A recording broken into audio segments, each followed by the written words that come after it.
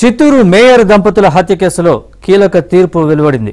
A1 నుంచి A5 వరకు ఉన్న ముద్దాయిలపై హత్యాయత్నం నేరం రుజువైంది. వారికి ఈ నెల 27వ తేదీ వరకు జ్యుడిషియల్ కస్టడీ విధించిన కోర్టు A6 నుంచి A23 వరకు ఉన్న ముద్దాయిలపై కేసు కొట్టేసింది.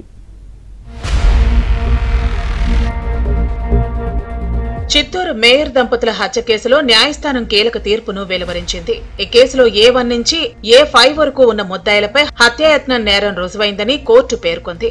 వారికి అక్టోబర్ 27వ తేదీ వరకు న్యాయస్థానం జ్యుడిషియల్ కస్టడీ విధించింది. అలాగే A6 నుంచి A23 వరకు ఉన్న ముద్దాయిలపై న్యాయస్థానం కేసును కొట్టివేసింది. వారికి సంబంధించిన బెయిల్ బాండ్ 6 నెలల పాటు అమల్లో ఉండాలని కోర్టు ఆదేశించింది. ఇక 2015 నవంబర్ 15న మాజీ మేయర్ దంపతులు కటారి అనురాధ, కటారి మోహన్ హత్య కేసులో కోర్టు తీర్పును స్వాగతిస్తున్నట్లు చుడా చైర్మన్ కటారి హేమలత తెలిపారు. తన అత్తమామలను దారుణంగా హత్య చేశారని తెలిపారు. న్యాయం గెలిచిందన్నారు.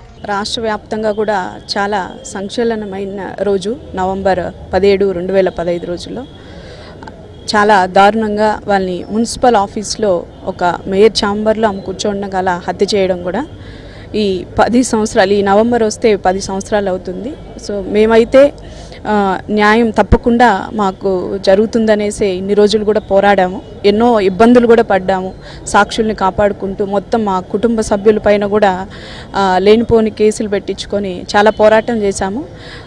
దానికి ప్రతిఫలంగా ఎవరైతే ఇప్పుడు ముద్దాయిలుగా నిరూపణ అయ్యారో ఆ 5 మందికి కూడా కఠిన శిక్ష కంపల్సరీ పడుతుందని కూడా మేము ఎక్స్పెక్ట్ చేస్తున్నాం. మండేకి ఈ లాస్ ఏదైతే మేము అత్త మామల్ని కోల్పోయామో అది తిరిగి రాదు.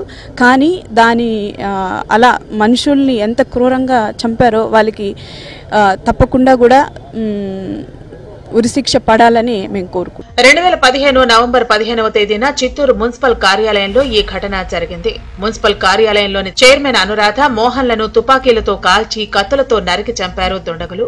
అనురాధ, మోహన్ జంట హత్యల కేసులో తొలుత 23 మందిపై పోలీసులు కేసు నమోదు చేశారు.